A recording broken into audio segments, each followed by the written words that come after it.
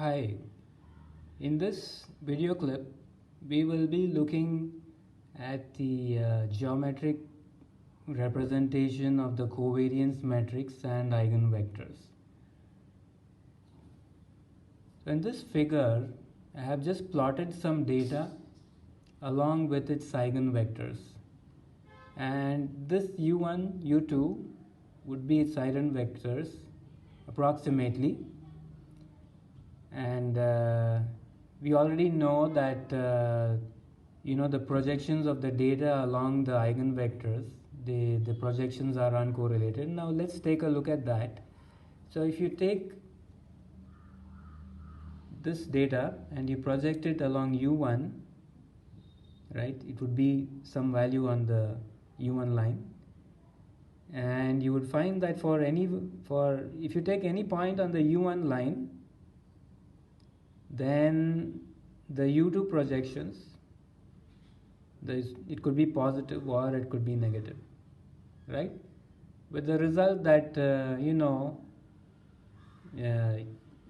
expected value of the covariance between u1 and u2 would be 0, because sometimes it's positive and sometimes it's negative.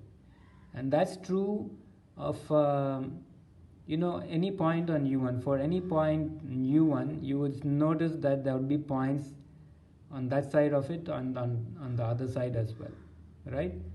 So the expected value of the product of the projections would be 0. And that means that is the meaning of this uncorrelatedness.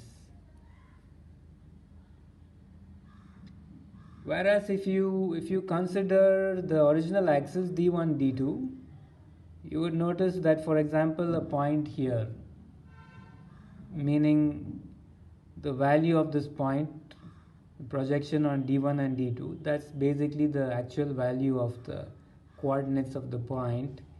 Then for this value, you see that there are only examples on projections on that side, and there are no projections on this side for this particular point, right? And yeah, so you may end up with a non-zero value for the projections on d1 with respect to on d1 and d2. You may end up with non-zero values of the covariance for between projections on d1 and d2. But with regard to projections on u1 and u2, you would get something close to 0. Now let's look a little bit at the geometric meaning of a covariance matrix.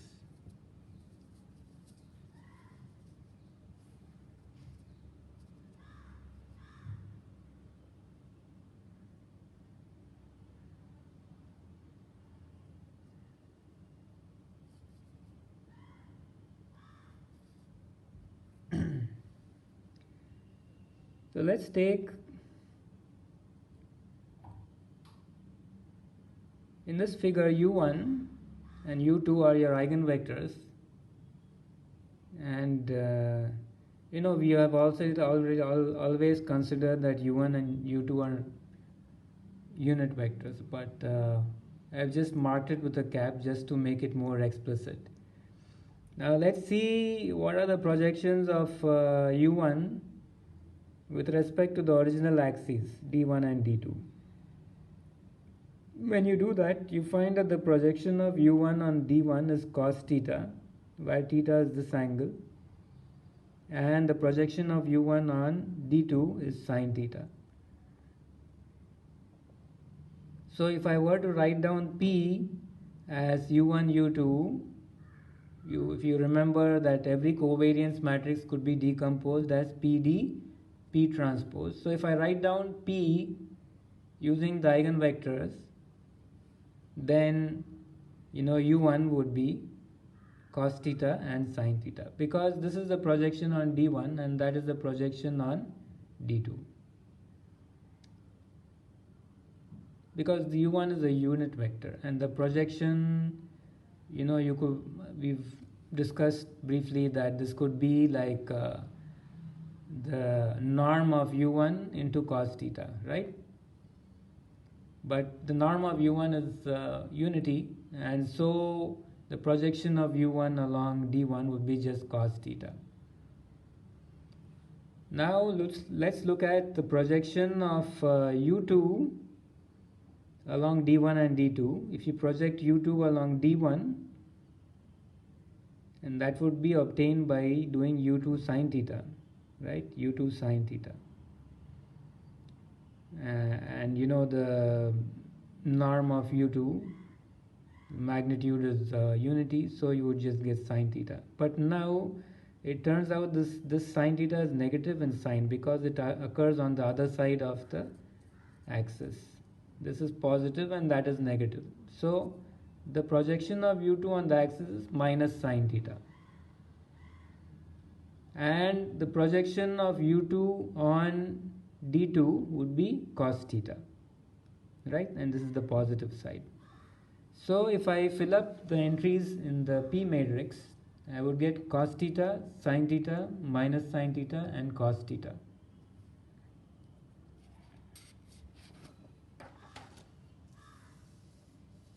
Now let's take a closer look at P. P, I've just rewritten it here, and this is the same as a rotation matrix, which rotates the points in the counterclockwise direction through an angle theta. So those of you who have done computer graphics, you would have learned about rotation matrices.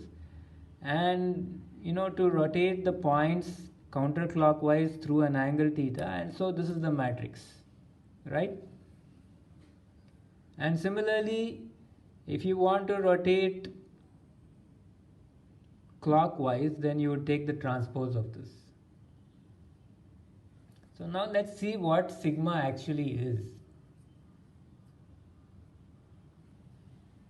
So let's consider some data which has unit variances along d1 and d2, right?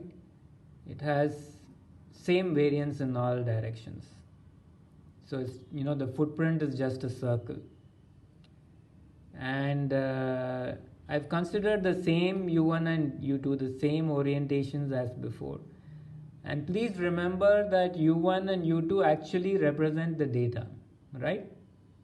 Because u1 and u2 are computed from the data, and you see that they are oriented in the way that the data is oriented.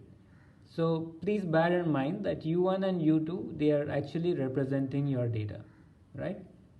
So if you do a transformation P transpose, because P D P transpose, so the transformation P transpose is applied first, and that corresponds to a clockwise rotation.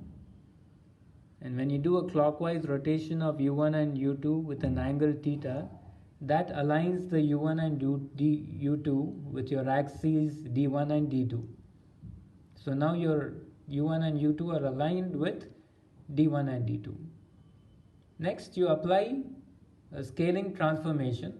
Your matrix D, it's an example of a scaling transformation because it has only diagonal entries. So it's an example of a scaling transformation.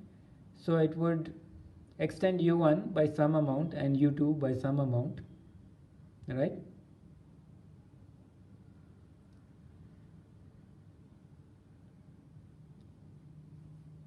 And you already know that your lambdas are basically the variances along these directions, right? And your D, the diagonal entries have the variances, right? And so the next step would be the transformation P, and that corresponds to a rotation counterclockwise.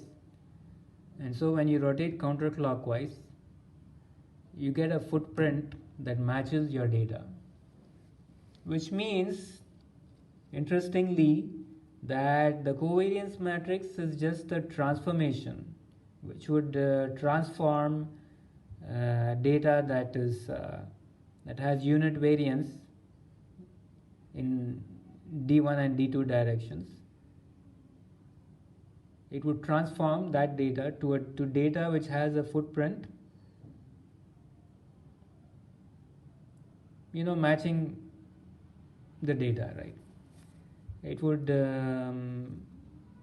transform data with unit variance along D1 and D2 to data having variances lambda 1 along U1 and lambda 2 along U2, right? So it's a bit somewhat interesting that a covariance matrix could also be looked, regarded as a rotational a transformation matrix, right? And also you would need to note that if we want to, even in computer graphics, if you want to transform this matrix to this matrix by applying a scaling, you cannot do it directly. In fact, you would have to rotate it to align the axes, then only you can apply a scaling, and then you need to rotate it back, right? So this sigma is exactly a transformation matrix that will transform the data with unit footprint to data having this kind of a footprint.